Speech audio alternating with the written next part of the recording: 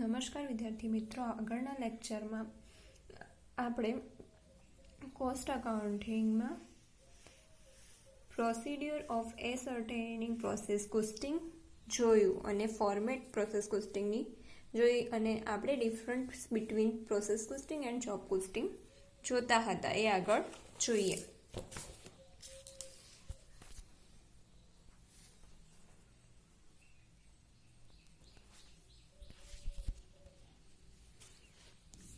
Difference between process costing and job costing. First topic है job costing. In this method, cost of each job or batch is ascertained. Is has nothing do with the time taken. એટલે કે આ પદ્ધતિમાં દરેક job કે બેચની પડતર શોધવામાં આવે છે. તેમાં કેટલો સમય લાગ્યો તેને પડતર સાથે સંબંધ હોતો નથી. એની સામે છે પ્રોસેસ કોસ્ટિંગનો topic. There are separate job or batches and no cost of each job or batch is determined. Your production is divided into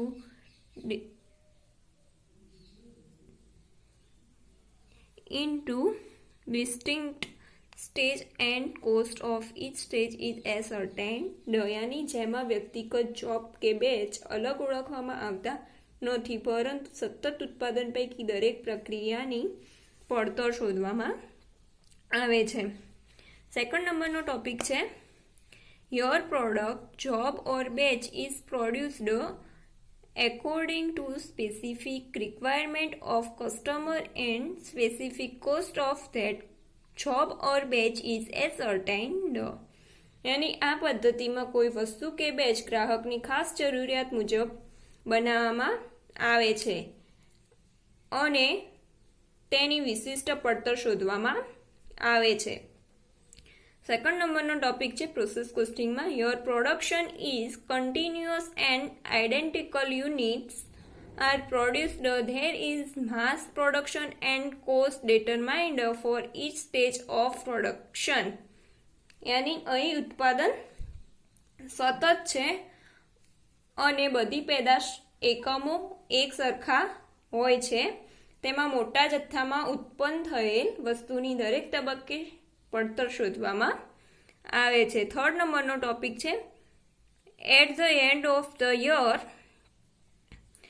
At the end of the year, there may or may not be work in progress.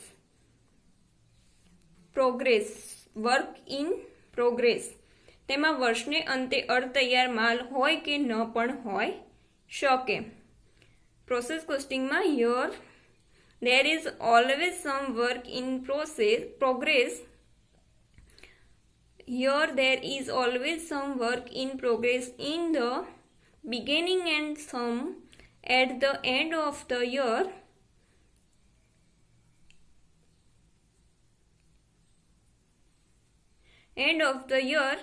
There are always opening and closing stock of work in progress. यानी कि અહીં વર્ષની શરૂઆતમાં અને વર્ષને અંતે અર્ધતૈયાર માલ હોય જ છે. જ્યારે જોબ કોસ્ટિંગમાં અર્ધતૈયાર માલ હોતો નથી અને પ્રક્રિયા પડતરમાં એની પ્રોસેસ કોસ્ટિંગમાં અર્ધતૈયાર માલ હોય છે. ચોથા નંબરનો ટોપિક છે cost is determined when each job or batch is completed. એની દરેક જોબ પૂરું થાય એટલે તેની પડતર નક્કી કરી દેવામાં આવે છે. પ્રોસેસ કોસ્ટિંગમાં ચોથા નંબરનો topic cost of each stage of production is determined at the end of a specified period of time and transferred to next process. यानी જેમ જેમ પ્રક્રિયા પર અમુક મુદ્દતે કામ થતું જાય તેમ તેમ દરેક પ્રક્રિયાની પડતર શોધવામાં આવે છે અને તે બીજી પ્રક્રિયા ખાતે લઈ જવામાં આવે છે. પાંચમા નંબરનો ટોપિક છે your prime cost is first determined as it is directly attributable to the job, but overhead are appointed to various job on some appropriate basis. यानी દરેક જોબની પ્રથમ તો પ્રાથમિક પડતર નક્કી કરવામાં આવે છે, ત્યાર પછી પરોક્ષ ખર્ચા જુદા જુદા જોબ પર કોઈ વ્યાજબી ધોરણે ફાળવવામાં આવે છે. પ્રોસેસ કોસ્ટિંગનો 5મા નંબરનો topic. In process costing it is easier to determine total cost of each process as most of the expenses are directly attributable to each process. यानी कि प्रक्रिया પડતરમાં દરેક પ્રક્રિયાની પડતર નક્કી કરવાનું સરળ છે. જોબ પડતરમાં કેટલાક ખર્ચાઓ પરોક્ષ હોય છે તે પ્રક્રિયા પડતરમાં સીધા પ્રક્રિયા ખાતે ઉધારી શકાય તેવા હોય છે. 6ઠા નંબરનો ટોપિક છે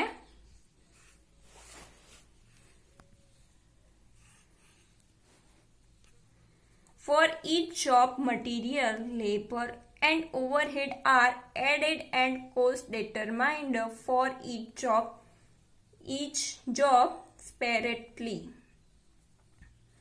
यानी દરેક જોબનું ઉત્પાદન અલગ અલગ હોવાથી તેમાં ઉત્પાદન પ્રક્રિયા પ્રમાણીકરણ કરવાનું મુશ્કેલ છે જોબ પડતરમાં. જ્યારે પ્રોસેસ કોસ્ટિંગમાં here total cost is collected and averaged over a specific period of time to determine process cost per unit. यानी અહીં એક સરખું ઉત્પાદન થતું હોવાથી પ્રક્રિયાની પડતર, પ્રક્રિયાની ઘટ, ઉત્પાદનનો સમય બધું જ પ્રમાણિત થઈ શકે છે. જ્યારે જોબ કોસ્ટિંગમાં 7મા નંબરનો ટોપિક છે as production of each job requires different method of production, it is not possible to standardize cost of each job.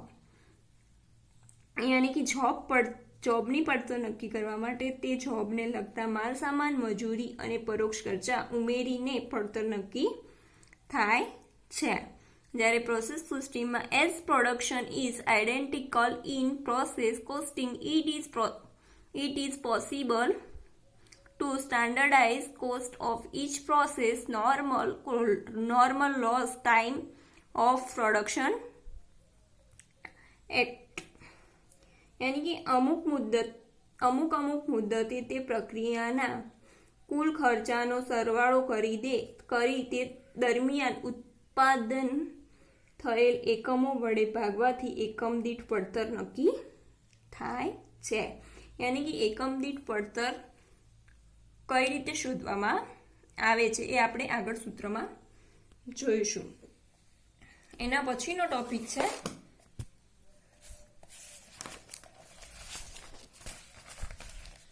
Process loss and wastage. यानी कि પ્રોસેસ કરતી વખતે કેટલો લોસ જાય છે માલમાં અને કેટલું વેસ્ટેજ જાય છે એનો ટોપિક છે. એનું શું કરવામાં આવે છે લોસ અને વેસ્ટેજનું એ સમજાવવામાં આવ્યું છે.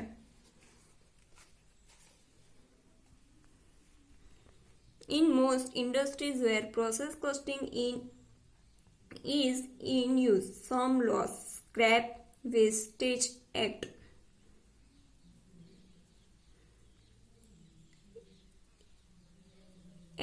is invariable. It is essential that assured record should be maintained to control such losses or wastage.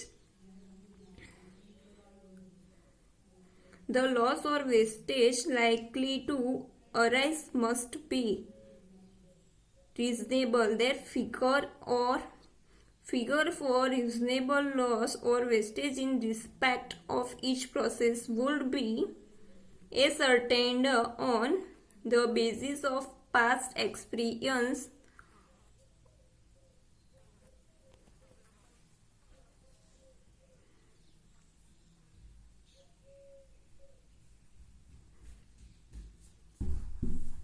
past experience or scientific estimates.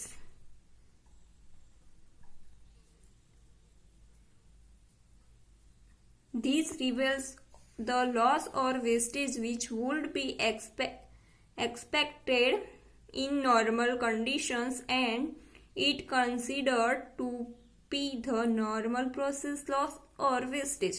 Anything above this normal limit would be treated as abnormal. Conversely, loss or wastage below this normal limit would be treated as normal gain or effectives.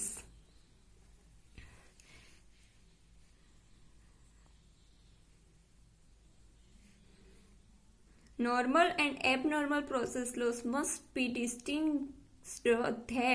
That loss which is unavoidable because of the nature of material or process is a normal process loss and must be treated for costing purpose as an additional charge to the usual unit produced. Any loss arising in excess of this margin must be recorded as abnormal and charged to an appropriate account pending investigation. This implies that the fullest quality record of material passing through the process should be maintained and recognition effected between the input and output of each process. यानी દરેક પ્રક્રિયામાં મોકલેલ માલ સામાન જથ્થા જેટલું તૈયાર થતું નથી. કેટલાક માલ સામાનનો બગાડ થાય છે. ઉત્પાદનની ક્રિયા દરમિયાન રાસાયણિક ફેરફારને લીધે, બાષ્પીભવનને લીધે, હવામાં ભેજના પ્રમાણમાં ફેરફાર થવાને લીધે વગેરે કારણોથી પ્રક્રિયા દરમિયાન માલસામાનમાં વજનમાં થોડો ફેર પડે છે, જેને માલસામાનની ઘટ અને બગાડ તરીકે ઓળખવામાં આવે છે. ભૂતકાળના અનુભવો પરથી કે લેબોરેટરીના પ્રયોગોના આધારે ઉત્પાદન પ્રક્રિયામાં આવી ઘટ કે બગાડ સામાન્ય રીતે કેટલા ટકા થાય છે તે નક્કી કરવામાં આવે છે. જો કોઈ વર્ષ દરમિયાન ઘટ કે બગાડ સામાન્ય ટકા કરતાં વધુ જણાય તો વધારે ઘટ કે બગાડના કારણોની તપાસ કરી તે દૂર કરવાના પ્રયત્નો કરવામાં આવે છે. યાની કે ધારો કે તમે કાપડનું ઉત્પાદન કરો છો તો કાપડ માટે પહેલાં તો કપાસ જોઈએ, કાચો કપાસ. પરંતુ કપાસ જ્યારે પ્રોડક્શન માટે લાવ્યો હોય પણ વધારે વરસાદના કારણે એનું વજન વધારે પકડાય તો આપણું પ્રોડક્શન એની સામે ઓછું થવાનું.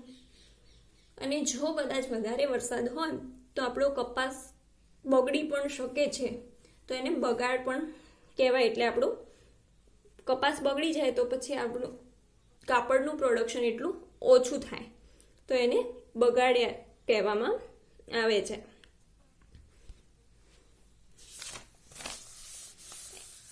એમાં ટોપિક આપેલા છે. બગાડ બે પ્રકારનો હોય છે, સામાન્ય બગાડ કે ઘટ, અને સેકન્ડ નંબરનો છે અસામાન્ય બગાડ. એ હવે આપણે નેક્સ્ટ જોઈશું. Thank you.